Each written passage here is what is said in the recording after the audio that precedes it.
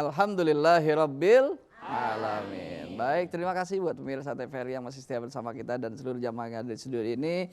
Dan ini ada jamaah kita yang ingin bercerita mengenai pengalamannya ketika di awal tahun terjadi musibah banjir besar. Dan kita lebih enak dan lebih jelas lagi biar ibu ini yang bercerita tentang pengalaman yang terjadi. Baik, Ibu boleh berdiri, silakan. Terima kasih. Saya Ibu Evi Nurul dari Halim, Trikora Halim. Ya, baik. Assalamualaikum warahmatullahi wabarakatuh. Waalaikumsalam warahmatullahi wabarakatuh. Kebetulan pada saat malam tahun baru itu di perumahan kami kena juga kebanjiran. Di perumahan kami memang agak rendah. Biasanya tidak pernah banjir seperti itu. Kebetulan rumah kami paling ujung, di depan itu sampai ke teras. Tapi yang rumah samping itu sebenarnya lebih dalam. Hanya yang saya bingung, lebih dalam itu kan harusnya di pembuangan itu kan lebih rendah, harusnya kan masuk ke dalam rumah. Tapi ini nggak masuk ke dalam rumah. Oh gitu ya? Iya, makanya itu kenapa ya Pak Ustadz ya, saya juga sekeluarga itu kok bisa nggak masuk gitu, padahal sebenarnya itu lebih rendah. Yang rumah samping itu justru lebih rendah, lebih dalam. Kalau di depan itu cuma selutut, di samping itu sepaha. Baik, jadi ketika kejadian itu Ibu ya, Ibu mendengar air ada gitu, mendengar? Itu dibangunin orang, kebetulan saya sholat subuhnya agak kesiangan karena capek, jadi jam 5:45 ada telepon masuk, cuma bilang banjir Bu, banjir, mobil singkirkan gitu. Sudah saya langsung ke depan, loh kok sudah tiba-tiba sudah naik, biasa nggak pernah seperti itu. Tapi rumah Ibu aman gitu? Kalau yang di depan, sebenarnya kan cuma selutut, tapi sampai ke teras masuk. Cuma di samping, kan kebetulan rumah kita ujung, di samping itu sebenarnya lebih dalam, kalau saya keluar tuh udah hampir sepaha. Harusnya kan masuk ke samping itu, dari got itu kan, masuk ke kamar mandi, ke tempat cucian piring itu masuk seharusnya. Tapi ini gak masuk. Tapi tidak masuk, tapi sebelah-sebelah rumah? Lebih dalam, mereka sudah masuk sampai ke dalam rumah. Oh subhanallah, ya baik. Berarti ini ada kisah yang memang tidak biasa ya. Jadi, terima kasih. Jadi langsung ini saya ambil take over ini ya. Ibu nanti dulu, Ibu jangan duduk dulu. Ibu berdiri di sini, biarkan kamera melihat Ibu, biarkan segenap para pemirsa ada di sana melihat. Jadi saya presenter. Itu tugas saya. Jadi ada sesuatu yang kami ingin tanyakan dulu kepada Ibu sebelum nanti kami memberikan apa yang Ibu pertanyakan tadi. Kira-kira Ibu dalam keseharian khusus saya tanyakan tentang ibadah. Kira-kira apa yang Ibu dawamkan terbiasa? Maaf, kita tidak bermaksud untuk memunculkan, mengutarakan terkait dengan bagaimana amal kita. Tapi di sini berapa juta orang, berapa banyak mereka yang menanti, mereka mengharapkan terkait dengan apa yang dilakukan untuk ke depan agar Allah menjaganya. Pada hakikatnya apa yang Ibu rasakan itu adalah penjagaan Allah atas keluarga Ibu. Walaupun itu bahasanya rumah, tapi di rumah itu kan ada keluarga Ibu ya semuanya. Nah saya hanya ingin menanyakan dulu ya, Ibu kira-kira apa yang didawamkan yang biasa Ibu senang ya bahasanya itu apa? Nggak jadi masalah. Ibu ini nggak ria. Ya. Tidak, Ibu tidak, kita tidak berbicara untuk itu. Ibu kan Ibu Nurul, bukan ria ya. Silakan. Ibu apa Nurul. Yang biasa Ibu kerjakan ya di antaranya. Gimana Ibu bisa? Kebetulan saya ya, terutama ibu saya kan di rumah ada ibu saya juga, suami saya. Kita terus diusahakan setiap habis sholat membaca Al-Quran walaupun cuma 1 lembar, 2 lembar. Kalau Ibu membaca berapa dalam ba'da sholat itu? Setiap habis sholatnya paling sedikit, paling mungkin 5 lembar atau 1 juz gitu. Diusahakan gitu, tapi kebetulan saya sering keluar. Kalau di rumah aja. Tiap ba'da itu ya? Diusahakan kalau bisa. Baik, saya yakin itu yang pertama. Tapi saya yakin ada lagi yang lain Ibu, barangkali. Yang lain itu terkait bisa jadi Ibu kepada nilai-nilai sosial barangkali. Ya, nilai-nilai sosial ada barangkali. Itu yang bisa menilai teman-teman saya. Oh begitu ya, baik.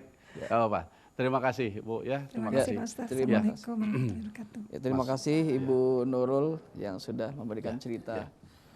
Jadi silakan. Khairukum man ta'allamal Qur'an wa 'allamahu. Jadi sebaik-baik kalian itu orang yang belajar Quran. Yang mengajarkan atau yang belajar Quran. Belajar atau mengajarkan. Jadi jangan sampai ada di orang ketiga. Kalau nggak ngajar, ya belajar. Kalau nggak belajar, ya ngajar. Itu jangan sampai ada orang ngajar kagak, belajar kagak. Jangan gitu ya. Ini diantar kamu yang terbaik. Di komplek ibu, semua bisa jadi terkena semua. Tadi ibu bilang, posisi paling ujung, berada paling bawah, yang lain sudah ada yang sepinggang, ada sedada, ada selutut, di depan rumah itu juga sudah sampai ke mata kaki atau ke lutut, tapi dia tidak masuk ke dalam rumah. Semuanya diamankan oleh Allah Subhanahu wa taala. Apa? Kita tidak pernah tahu. Dari amal apa? Tidak pernah tahu juga. Tapi barusan saya bertanya, ternyata ketika berbicara tentang Quran, dikatakan Al-Quran itu mukjizat. Pada umumnya para nabi-nabi itu oleh Allah Subhanahu wa taala dikasih mukjizat, dan mukjizatnya hanya untuk nabi itu.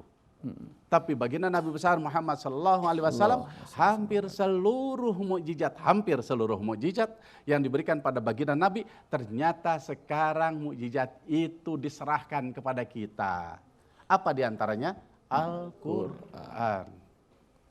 Kalau orang menyatakan mukjizat itu sudah tidak ada, ya berbicara kepada kenabian. Khatamin Nabiin, Nabi besar Muhammad SAW, penutup dari seluruh Nabi. Tapi nilai-nilai hakikatnya mukjizat itu Allah kasihkan kepada kita dengan tadi sebutan adalah penjagaan. Boleh bilang, ya seperti itu.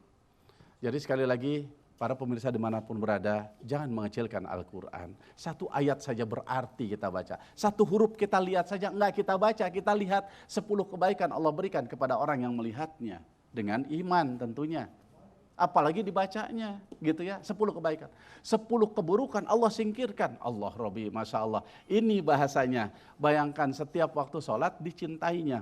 Bahkan bukan sekedar ibu saja, orang tua juga ngaji, suami juga ngaji, keluarga pada ngaji. Jelas ini adalah tempat tinggal mereka orang yang baca Quran, masa Allah akan tenggelamkan. Kata Allah, jagalah ini. Hai malaikat, maka diturunkan malaikat-malaikat Allah. Cuman ibu tak melihatnya.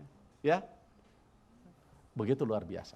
Ya, jadi sekali lagi, jadilah kita kekasih-kasih Allah. Ini bahasanya, jadi orang-orang yang mengejar cintanya Allah. Jadilah kita orang-orang yang mencuri perhatian Allah. Kalau bahasa kasarnya, mencuri bagaimana Allah memperhatikan kita. Begitu bahasanya. Dengan cara apa? Coba baca Al-Quran, qiyamul lail, sholat tahajud di malam hari.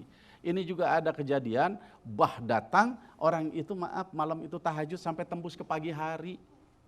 Tapi maaf, itu air seolah-olah ada kaca yang menghalangi, tas belok semuanya. Ya, kan lihat rumah itu utuh. Jangankan rumahnya, pagernya saja tidak disentuh.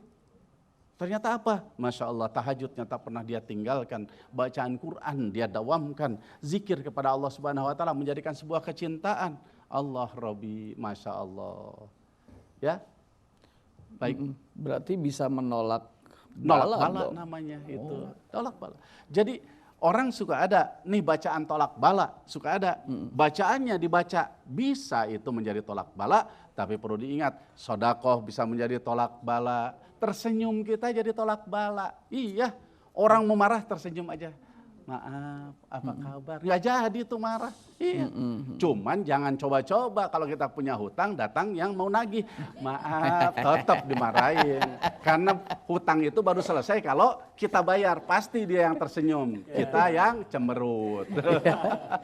Gitu. Tapi kalau senyumnya sering gitu ya, nggak ada orang senyum, mungkin yang nagih juga udah sungkan. Karena dia bilang, wah stres nih kayaknya. Mohon maaf ini kepada mereka yang punya hutang ya. Tidak bermaksud kita ini gitu. Ya, baik. Kita doakan mudah-mudahan insya Allah di pagi hari ini kita mendoakan lunas semua yang punya hutang. Amin. Ya. Jadi curiga ini jangan-jangan pada punya hutang ini ya. Aminnya semangat ya. Aminnya semangat. Kelihatan wajah-wajah bermasalah dengan hutang ya. Amin ya Allah ya Rabbal Alamin. Dan saya juga aminnya kenceng karena sama ibu ya.